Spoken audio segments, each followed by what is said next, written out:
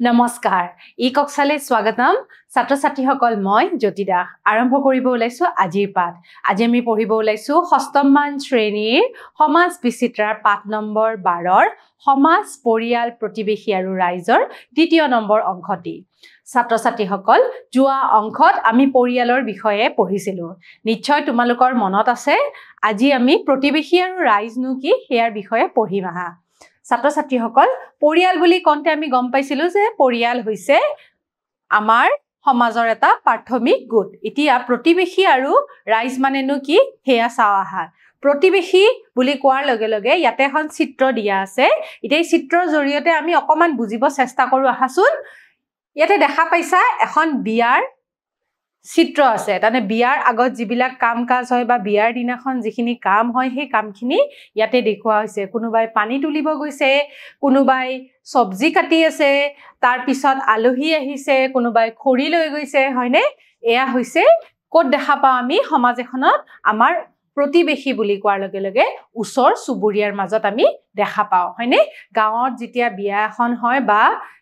সেই বিয়াতে বাহিৰৰ যিখিনি মানুহ হয় মানে ওচৰ চুবুৰীয়া আৰু যিবিলাক পৰিয়ালৰ লোক হয় সেইবিলাকে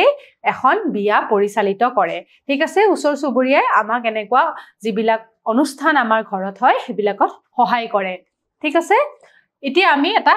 ষ্টৰী পঢ়োৱা হাচোন গীতাৰ ঘৰ নাহৰণি গাঁৱত য'ত সকলোৱে চিনি পায় আৰু ইজনে সিজনক সহায় কৰে গতিকে গীতাৰ নামৰ ছোৱালী এজনীৰ ঘৰ ক'ত নাহৰণি গাঁৱত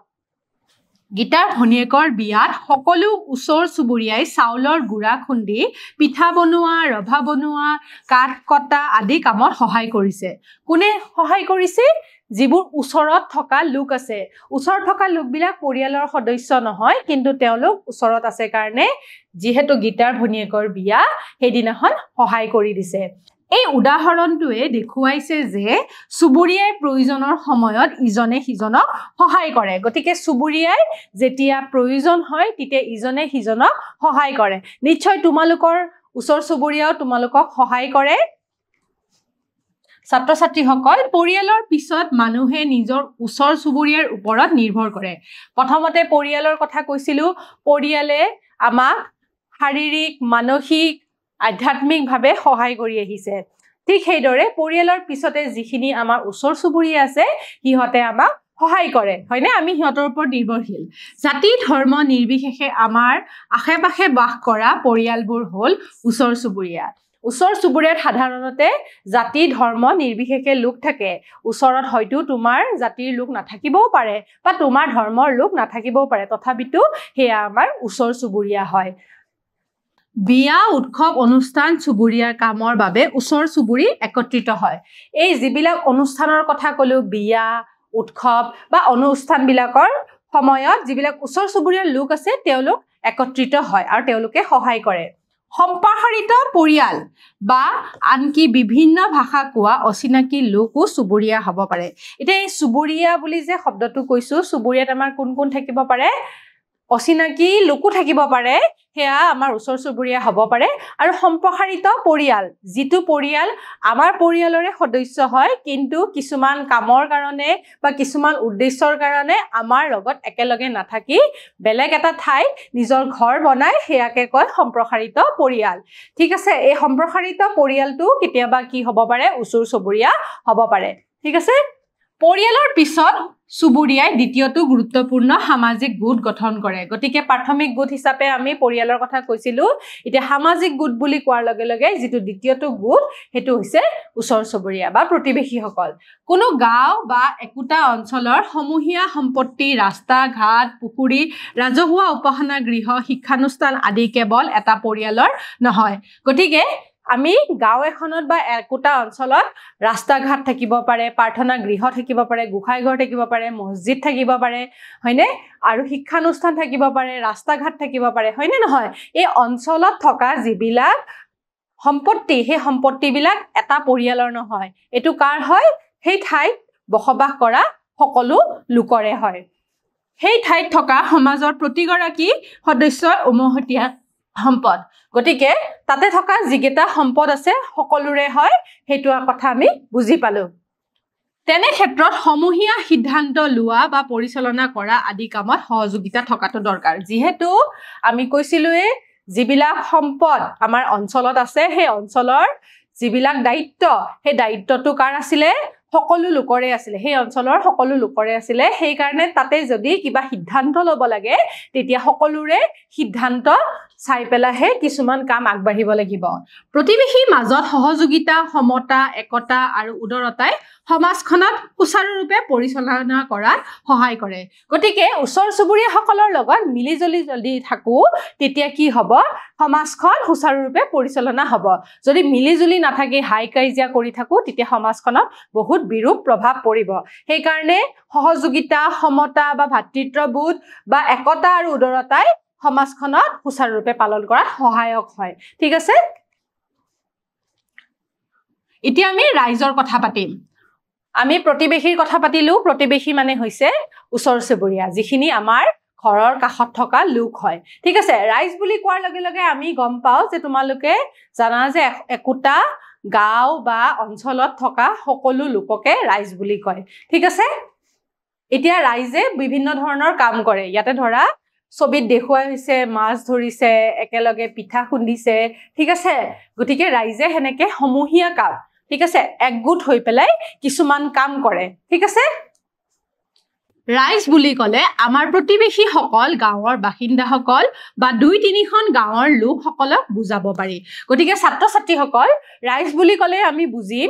একোটা অঞ্চলত থকা বাসিন্দাসকল ওচৰ চুবুৰীয়াসকল বা কেতিয়াবা 2-3খন গাঁৱৰ লগ লাগি থকা লোকসকলক ৰাইজ বুলি কোৱা হয় এটা তোমালোকে বুজি পাইছা নহয় ৰাইজ মানে একোটা অঞ্চলত থকা যিখিনি বাসিন্দা ঠিক আছে সেই গুটটোকে ৰাইজ বুলি কয় ইয়াৰ কোনো ধৰা বন্ধা সংখ্যা নাই কিমান সংখ্যাৰ মানুহ হলেহে ৰাইজ হ'ব হেতু কোনো ধৰা বন্ধা নাই অকমান কম লোক থাকিলেও সেইখিনি ৰাইজ হ'ব হয়তো সৰহসংখ্যক লোক থাকিলেও সেইখিনিকে ৰাইজ বুলি কোৱা হ'ব একেখন সমাজত বসবাস কৰা প্ৰতিজনে সমাজৰ অংগ হয় গতিকে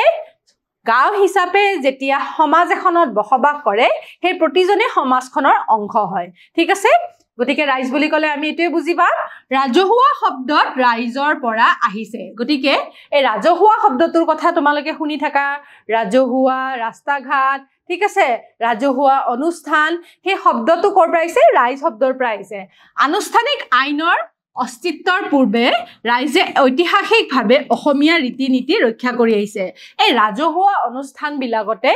আগতে যেতিয়া আইনৰ ব্যৱস্থা নাছিলে ঠিক আছে আইনৰ ব্যৱস্থা নাছিলে ল এণ্ড অৰ্ডাৰ নাছিলে তেতিয়া কি হৈছিলে ৰাইজে কিছুমান সিদ্ধান্ত দিছিলে ঠিক আছে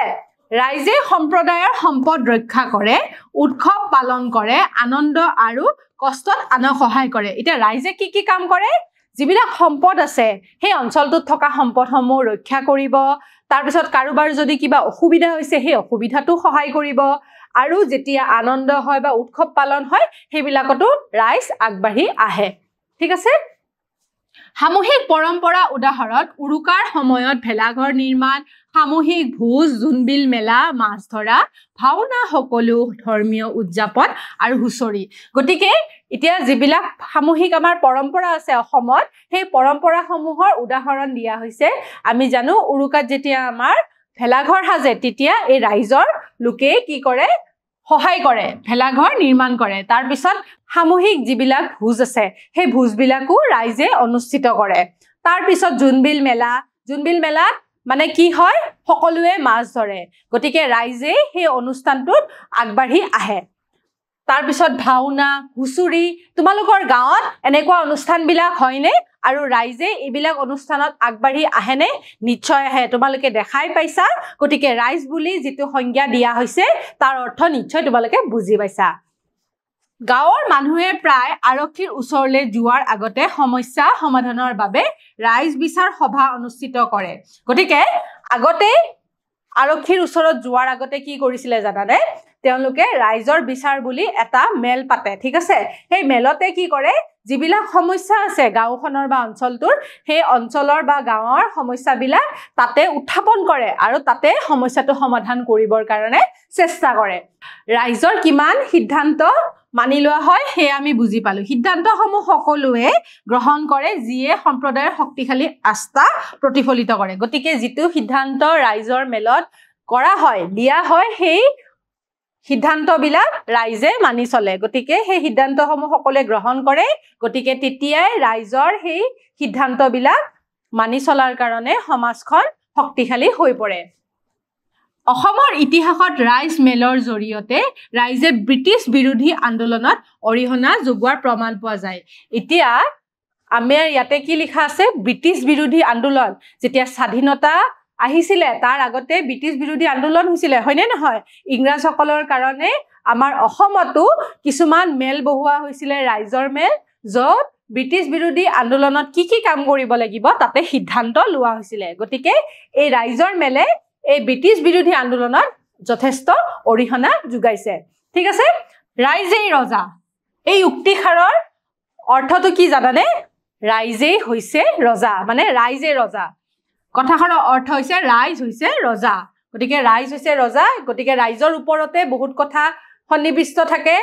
বহুত সিদ্ধান্ত লোৱা হয় গতিকে ৰাইজে যিটো সিদ্ধান্ত লোৱা হয় তাকে মানি চলা হয় সেইকাৰণে ৰাইজে হৈছে ৰজা এই ৰাইজৰ গুৰুত্ব সমাজৰ ওপৰত প্ৰকাশ পাইছে গতিকে ইয়াৰ জৰিয়তে আমি বুজি পাইছো যে ই সমাজত কেনেকুৱা ধৰণৰ গুৰুত্ব প্ৰদান কৰিছে চহৰবোৰত বিভিন্ন সামাজিক গাঁথনিৰ বাবে ৰাইজৰ প্ৰভাৱ সীমিত আছে কিন্তু চহৰবিলাকত যিহেতু অঞ্চলভেদে কিছুমান পাৰ্থক্য দেখা যায় সেই কাৰণে এই চহৰবিলাকত এনেকুৱা ধৰণৰ ৰাইজমেল বহোৱা নহয় কিন্তু তাতেও কিছুমান সামূহিক গোট দেখা যায় চহৰ অঞ্চলৰ ৰাইজক কোনো সামাজিক কামৰ কাৰণে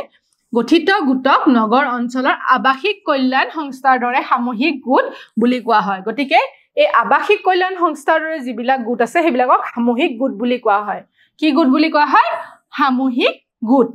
সমাজ এখন ৰাজনৈতিক কৰ্তৃত্ব আৰু সাংস্কৃতিক নীতি নিয়মৰ দ্বাৰা পৰিচালিত হয় গতিকে সমাজ এখন চলিবৰ কাৰণে কিছুমান নীতি নিয়ম আছে সেই নীতি নিয়মসমূহ আমি পালন কৰিব লাগিব যদি আমি পালন নকৰো তেনেহলে সমাজখনত বিৰূপ প্ৰভাৱ পৰিব গতিকে আমাৰ যেহেতু কিছুমান দায়িত্ব আছে আমাৰ পিছৰ প্ৰজন্মৰ কাৰণেও দায়িত্ব আছে আমাৰ আগৰ প্ৰজন্মৰ কাৰণেও দায়িত্ব আছে গতিকে কিছুমান নীতি নিয়ম আমি পালন কৰিহে সমাজখন সুচাৰুৰূপে পালন কৰিব পাৰিম গতিকে এজন ব্যক্তি সমাজৰ অংশ হ'বলৈ এই নীতি নিয়মবোৰ পালন কৰিব লাগিব গতিকে আমি যেতিয়া সমাজত থাকোৱে গতিকে যিবোৰ নীতি নিয়ম আমাক সমাজে বান্ধি দিছে সেই নীতি নিয়মবোৰ পালন কৰিহে আমি থাকিব লাগিব ঠিক আছে ইয়াৰ ভিতৰত প্ৰধান হৈছে একেটা ভৌগোলিক অঞ্চলৰ বাসিন্দা হোৱা আৰু সমাজৰ বাকি সদস্যসকলৰ লগত যোগাযোগ ৰাখা গতিকে ছাত্ৰ ছাত্ৰীসকল আমাৰ প্ৰধান উদ্দেশ্য কি আমি যেহেতু একেটা ভৌগোলিক অৱস্থাৰ ভিতৰতে থাকো আমি একেটা ভৌগোলিক অঞ্চলৰ ভিতৰতে বাসিন্দা হিচাপে থাকো বসবাস কৰো গতিকে বাকি যিবিলাক সদস্য আমাৰ লগত বসবাস কৰি আছে তেওঁলোকৰ লগত যোগাযোগ স্থাপন কৰি ৰাখা ঠিক আছে সম্পৰ্ক ৰাখা একে উমৈহতীয়া সংস্কৃতি আৰু সদস্যসকলৰ সমাজত থকা যোগাযোগেই হল সমাজ এখনৰ চালিকা শক্তি গতিকে যেটো আমাৰ সংস্কৃতি আছে বা পৰম্পৰা আছে এই পৰম্পৰাসমূহ আমাৰ যদি একেটাই হয় সেই একেটা সংস্কৃতি বা পৰম্পৰা আমি মানি চলিব লাগে আৰু যেতিয়া আমাৰ যিখিনি বাকি লোক আছে বাকি বাসিন্দা আছে একে ঠাইতে থকা সেইখিনিৰ লগত যদি আমি যোগাযোগ স্থাপন কৰি থাকো তেনেহলে সমাজখনৰ ভেটি গঢ় দিয়াত সহায় হ'ব আমাৰ আচৰণ চিন্তা আৰু জীৱনশৈলী যথেষ্ট পৰিমাণে সমাজৰ দ্বাৰা প্ৰভাৱিত হয় গতিকে আমাৰ আচৰণ চিন্তা আমি কিদৰে ব্যৱহাৰ কৰিছো আনক ঠিক আছে আমি কিদৰে ৰিয়েক্ট কৰিছো কোনোবা এটা সিচুৱেচনত বা আমাৰ যেটো চিন্তা আমি কি চিন্তন কৰিছো তাৰ পিছত আমাৰ যেটো জীৱন প্ৰক্ৰিয়া সেই জীৱন প্ৰক্ৰিয়াটো আমি কিদৰে আমাৰ জীৱনটো পালন কৰি আছো কিদৰে আমি খাইছো কিদৰে উঠিছো কিদৰে কাপোৰ পিন্ধিছো সেই জীৱনশৈলী যথেষ্ট পৰিমাণৰ সমাজৰ ওপৰত প্ৰভাৱ পেলাইছে ঠিক আছে গতিকে আমি আমাৰ আচৰণ চিন্তা বা জীৱনশৈলীৰ ওপৰত আমি গুৰুত্ব বেছিকে প্ৰদান কৰিব লাগে যাতে সমাজখন ভালদৰে চলে ঠিক আছে লগতে ই অৰ্থনীতি আৰু ৰাজনীতিকো ধৰি জীৱনৰ বহু ক্ষেত্ৰত মানুহক সংগঠিত কৰে আৰু সহযোগিতা আগবঢ়ায় গতিকে এই যে নীতি নিয়ম বিলাকৰ কথা কৈছো পৰম্পৰা বিলাকৰ কথা কৈছো এইবিলাকে যদি আমি ভালদৰে ৰাখিব পাৰো তেনেহলে আমাৰ অৰ্থনীতি আৰু ৰাজনীতিৰ ক্ষেত্ৰতো আগবাঢ়ি যাব আৰু আমাৰ মানুহক একগোট কৰি ৰাখিব ঠিক আছে আমাৰ নিজৰ পৰিচয় গঢ় দিয়া আৰু আনৰ লগত আত্মীয়তা গঢ় দিয়াত সমাজৰ ভূমিকা অপৰিসীম গতিকে আমি যেতিয়া এখন সমাজত বাস কৰো তেতিয়া আমি যদি তাৰে নীতি নিয়মবোৰ বা পৰম্পৰাবোৰ মানি চলো তেতিয়া আমাৰ কি হ'ব নিজৰ যিটো পৰিচয় আছে সেই পৰিচয়টো আমাৰ গঢ় দিয়াত সহায় হ'ব আৰু যিবিলাক অন্য লোক আছে তাৰ লগত আত্মীয়তা গঢ় দিয়াত সহায়ক হ'ব গতিকে আমি ধৰা অসমত বাস কৰো হয়নে নহয় গতিকে অসমৰ যিবিলাক পৰম্পৰা আছে বিহু তাৰ পিছত পিঠাপনা এই পৰম্পৰাবিলাক বা নীতি নিয়মসমূহ আমি যে বিহুত কেনেকুৱা ধৰণৰ নীতি নিয়ম পালন কৰো ঠিক আছে বা ভোগালী বিহুত আমি ভেলাঘৰ সাজো এই পৰম্পৰাবিলাক বা নীতি নিয়মসমূহ আমি যদি পালন কৰি আহো তেতিয়া আগৰ প্ৰজন্মও ভাল পাব আৰু আমাৰ পিছৰ প্ৰজন্ময়ো আমাক সমাজখনত ভূমিকা পালন কৰিব ঠিক আছে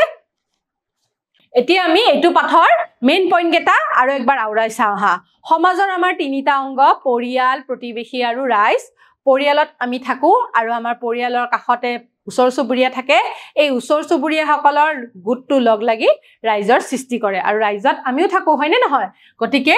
পৰিয়াল প্ৰতিবেশী আৰু ৰাইজ এটো হৈছে প্ৰতিবেশী আৰু ৰাইজ সামূহিক গোট গতিকে ছাত্ৰ ছাত্ৰীসকল এতিয়া দুটামান প্ৰশ্ন চাওঁ আহা গাঁওবাসী সাধাৰণতে কি সম্পত্তিৰ ভাগ বতৰা কৰে ইয়াতে চাৰিটা অপচন আছে ব্যক্তিগত ভূমি সামূহিক সম্পত্তি চাকৰি আৰু যান-বাহন গতিকে গাঁওবাসী সাধাৰণতে কি সম্পত্তিৰ ভাগ বতৰা কৰিব ব্যক্তিগত ভূমি নকৰে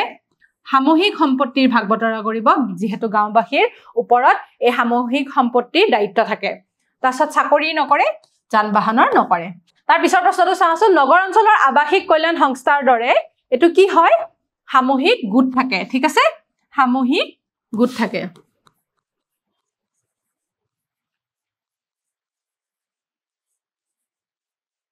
ৰাইজৰ মেল হিচাপে নাথাকে